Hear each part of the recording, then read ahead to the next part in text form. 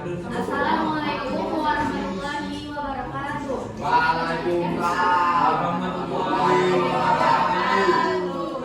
Yang terhormat Ibu dosen pengampu Dr. Elsa Kurniati MPD dan teman-teman yang berbahagia. Pertama-tama marilah kita panjatkan puji dan syukur kepada Allah Subhanahu wa taala karena telah memberikan rahmat sehingga kita dapat berkumpul untuk melaksanakan kuliah pada siang ini. Perkenalkan, saya Citra Indriani dari kelompok 4 sebagai moderator dalam diskusi ini, yang mana materi kami berjudul jenis-jenis sistem dan klasifikasi sistem.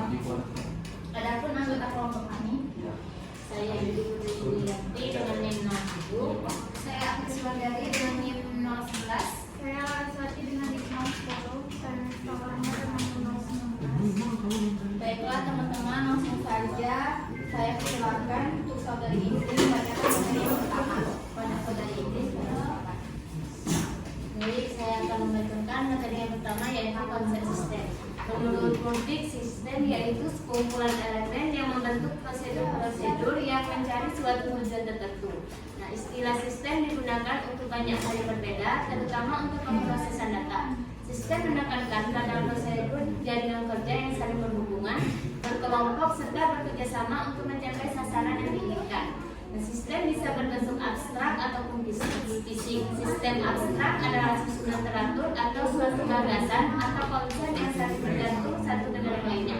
Sedangkan sistem fisik adalah susunan teratur dari unsur-unsur yang berkesinambungan atau berkelanjutan.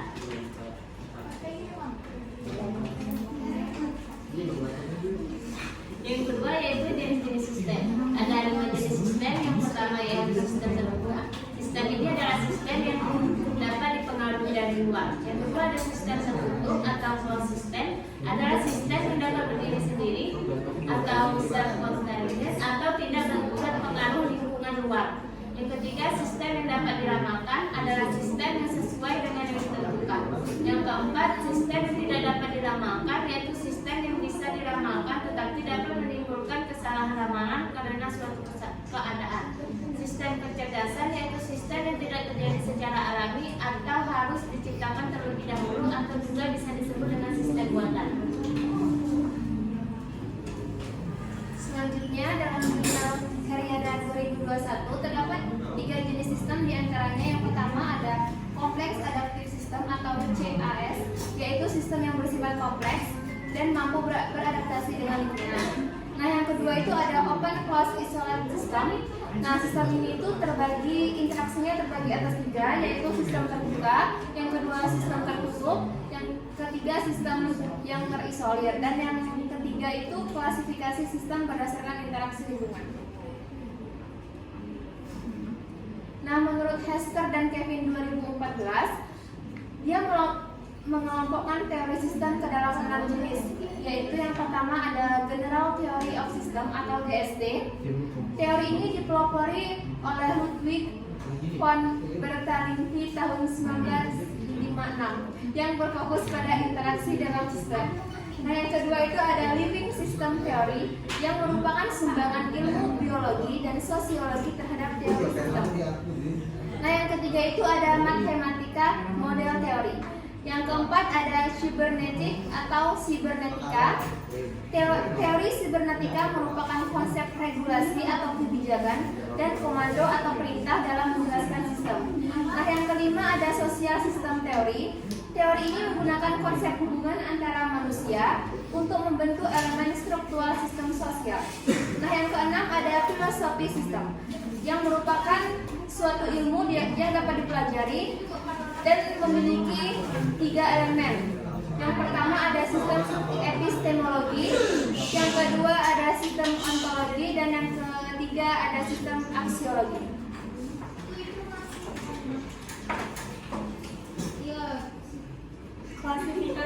Klasifikasi sistem. Menurut Kamus Besar Bahasa Indonesia, klasifikasi adalah penyusunan bersistem dalam kelompok atau golongan menurut kaidah atau standar yang ditetapkan. Menurut Kamus Besar Bahasa Indonesia, kata sistem mengandung beberapa arti, yaitu yang pertama perangkat sistem yang secara teratur saling berkaitan sehingga membentuk suatu totalitas. Yang kedua, susunan yang teratur dari pandangan teori, asas dan sebagainya. sebagainya. Klasifikasi sistem merupakan bentuk satu kesatuan antara satu komponen dengan komponen lainnya yang saling berkaitan, karena sistem tersebut memiliki tujuan yang berbeda untuk setiap perkara yang terjadi dalam sistem. Selanjutnya, sistem dapat diklasifikasikan dari beberapa sudut pandangan. Yang pertama ada sistem abstrak.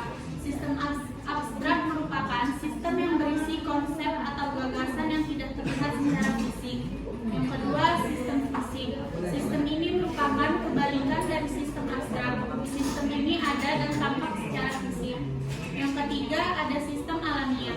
Sistem ini merupakan sistem yang ada disebabkan proses alam. Yang keempat, sistem buatan manusia.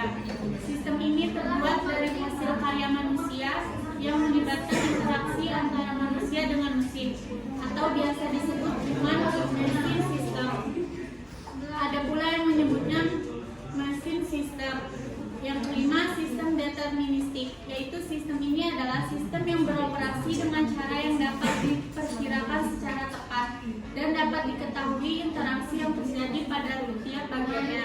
Yang terakhir, yang keenam, ada sistem probabilistik, yaitu sistem probabilistik merupakan suatu sistem yang tidak dapat diperkirakan hasil akhirnya atau keadaan masa depannya secara tepat. Hal ini dikarenakan sistem ini memiliki unsur probabilistik atau kemungkinan yang tidak menentu. Selanjutnya, kesimpulan, sebuah sistem terdiri dari bagian-bagian yang saling berhubungan untuk mencapai tujuan tertentu. Sistem dapat diklasifikasikan berdasarkan berbagai karakteristik seperti abstrak, fisik, alamiah, manusia, deterministik, dan probabilistik. Sistem abstrak fokus pada konsep dan gagasan yang tidak terpenuhi secara fisik, sementara sistem fisik adalah identitas yang nyata dan terlihat. Sistem alamiah terjadi secara alamiah tanpa campur tangan manusia, sedangkan sistem buatan manusia diciptakan melalui interaksi antara manusia dan teknologi. Sistem deterministik dapat diprediksi dengan tepat, sedangkan sistem probabilistik mengandung ketidakpastian dalam hasil akhirnya. Pemahaman tentang klasifikasi ini membantu kita dalam menganalisis dan mengelola sistem sesuai dengan sifat dan tujuan masing-masing. Baiklah, itulah pemaparan dari kelompok kami. Apakah saya di sini membuka sesi tanya jawab yang mana terdiri dari 3 pertanyaan. Kepada teman-teman saya persilakan untuk bertanya. Kepada Febi dipersilakan.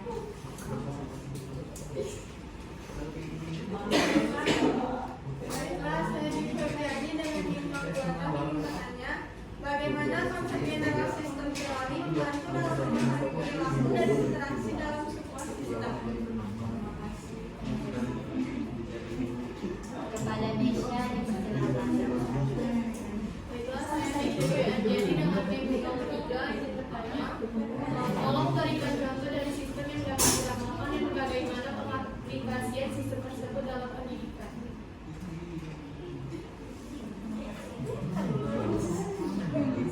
Kepada teman-teman saya persilakan untuk bertanya.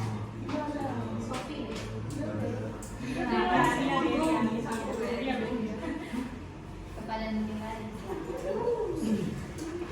Mengenai saya berat-berat yang pertanyaannya, mengapa perlu dilakukan pengelompokan klasifikasi makhluk hidup yang beraneka ragam? Terima kasih.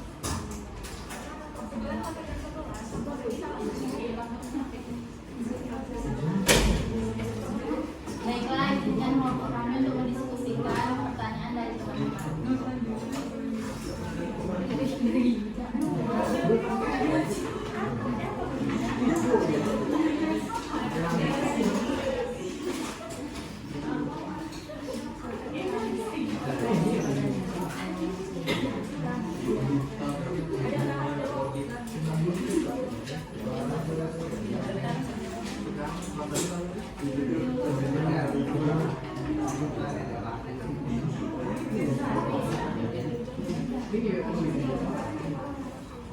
Baiklah, di sini saudari Indri akan menjawab pertanyaan dari Misha. Jadi saya akan menjawab pertanyaan pertanyaan dari Mesya, yaitu apa contoh dari sistem yang dapat diramalkan dan bagaimana mengaplikasikan sistem tersebut dalam pendidikan. Dan contoh dari sistem yang dapat diramalkan adalah sistem cuaca. Sistem cuaca ini didasarkan pada data yang konsisten dan dapat diprediksi dengan menggunakan model matematika dan komputer. Nah, dalam pengaplikasiannya dalam pendidikan, yang pertama yaitu pengelolaan jadwal kegiatan. Nah, sekolah atau institusi pendidikan dapat menggunakan perkiraan cuaca untuk merencanakan kegiatan di luar ruangan seperti olahraga atau studi lapangan.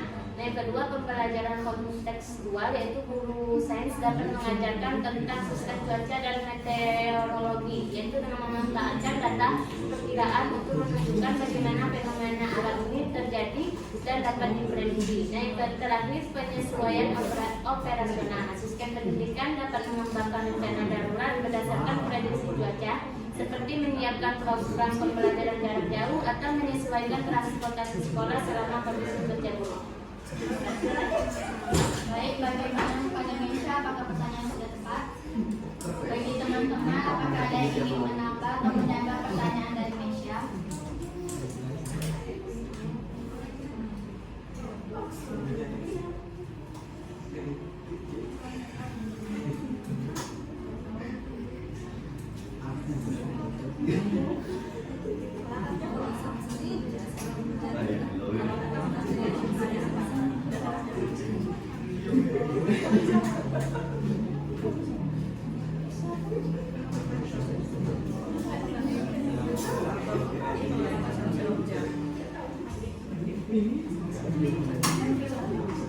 Baik, jika tidak ada, Mifta akan menjawab pertanyaan dari Murila kepada Mifta. Silakan.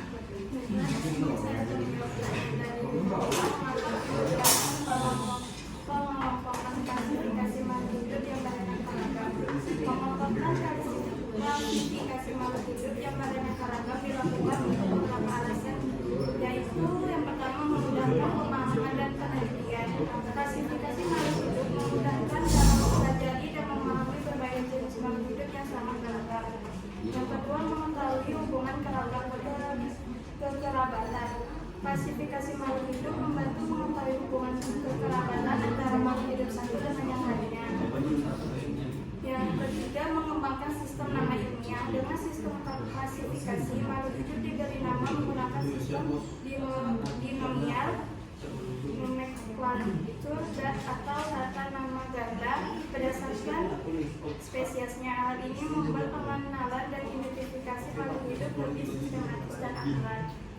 Yang terakhir, mengurangi kompleksitas. Klasifikasi makhluk hidup mengurangi kompleksitas dalam mempelajari berbagai jenis makhluk hidup dengan pengelompokan makhluk hidup ke dalam takson yang lebih besar dan lebih kecil. Baik, bagaimana pada Murila, apakah pertanyaan jawaban sudah tepat? Baik, pada teman-teman, apakah ada yang ingin menambah atau menambah jawaban dari Mifta?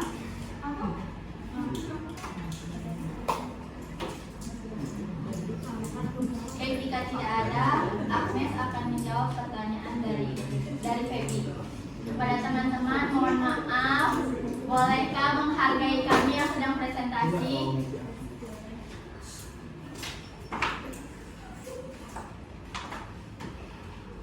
Pertanyaan dari Febri, yaitu pertanyaannya, bagaimana konsep general sistem teori atau GSD membantu dalam memahami perilaku dan interaksi dalam sebuah sistem. Nah, general sistem teori atau GSD membantu memahami perilaku dan interaksi dalam sebuah sistem dengan menekankan holisme. Nah, apa itu holisme? Holisme itu suatu GSD yang menekankan bahwa suatu sistem harus dipahami secara keseluruhan, bukan hanya dari bagian-bagiannya saja. Setiap elemen dalam sistem saling berpengaruh dan tidak dapat dipahami secara terpisah. Perilaku sistem ini merupakan hasil dari interaksi komponen-komponennya.